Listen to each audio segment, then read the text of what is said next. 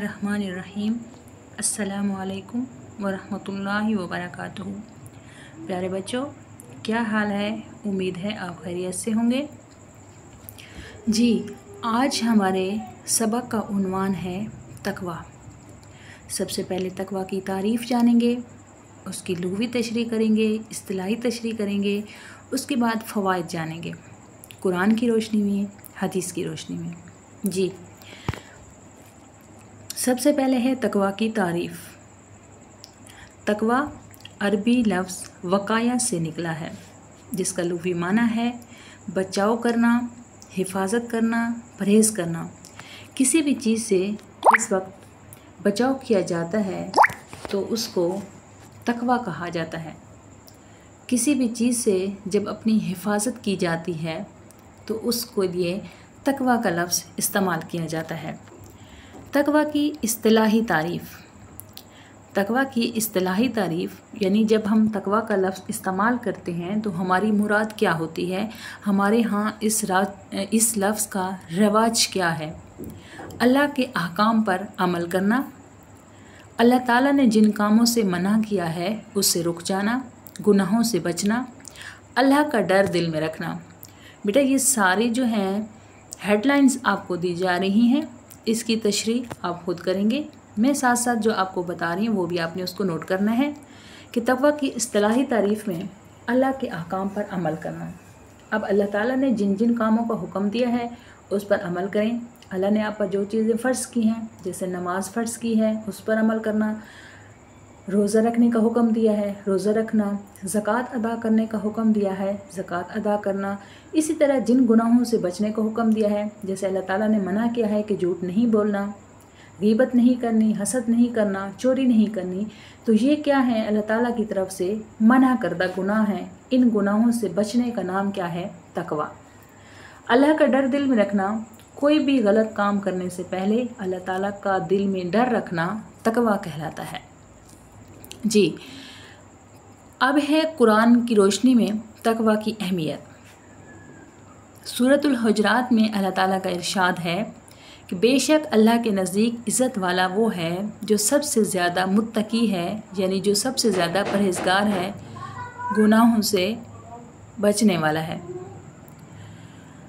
Number 2, सूरतुल बकरा में अल्लाह ताला का इरशाद है, ये किताब हिदायत है परहेज़गारों के लिए।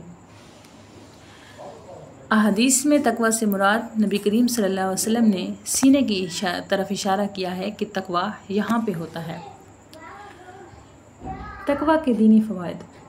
अल्लाह की रज़ा हासिल होती है, गुनाहों से निजात मिलती है, दिल को सुकून मिलता है, क्योंकि जिस वक्त हम गुनाहों के दलदल में फंस जाते हैं तो हम हर वक्त बेसुकून रहते हैं। तकवा एक ऐसी चीज़ है कि जो हमें गुनाहों से बचाती है। अल्लाह ताला का इरशाद है कि जो दिलों का सुकून है वो अल्लाह की याद में है। तो अल्लाह की याद हमें तकवा से हासिल होती है। तकवा के मुआशरती फ़वाइद।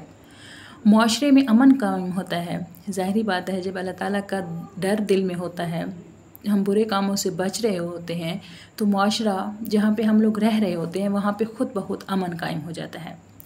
झूठ, धोखा और जुल्म ख़त्म होता है। अदल व इंसाफ को फ़रोग़ मिलता है।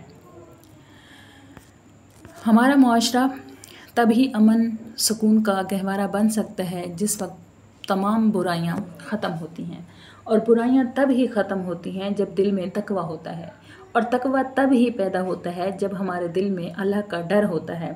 जब दिल में खुदा का डर पैदा हो जाए तो तकवा खुद ब खुद पैदा हो जाता है।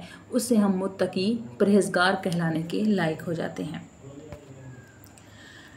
आपके सामने है मुत्तकीन की सिफ़ात, यानी परहेज़गारों की जो सिफ़तें हैं कुरान पाक में बयान हुई हैं। सबसे पहले है अल्लज़ीना युमिनून बिलग़ैब, जो गैब पर ईमान लाते हैं। सबसे पहले है मुत्तकीन की सिफ़त। पहली सिफ़त कौन सी है? सबसे पहली सिफ़त है कि जो अल्लाह ताला के नेक बंदे हैं, जो परहेज़गार हैं, वो गैब पर ईमान लाते हैं। नंबर 2, अल्लज़ीना युकीमूनस्सलाता, और नमाज कायम करते हैं।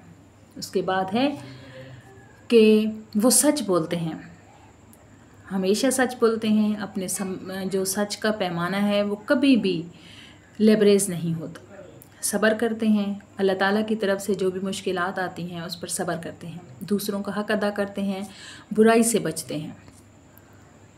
नतीजा क्या निकलता है तकवा का कि तकवा एक मुकम्मल इस्लामी तर्ज़ हयात है, एक तरीक़ा है।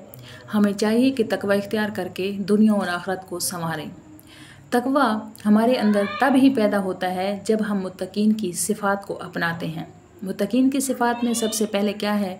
नमाज कायम करते हैं, सच बोलते हैं, सब्र करते हैं, दूसरों का हक़ अदा करते हैं, बुराई से बचते हैं।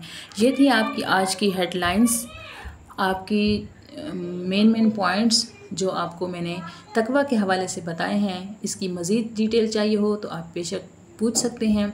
अगर किसी चीज़ की समझ ना आई हो तो आप रब्ता कर सकते हैं। बहुत शुक्रिया।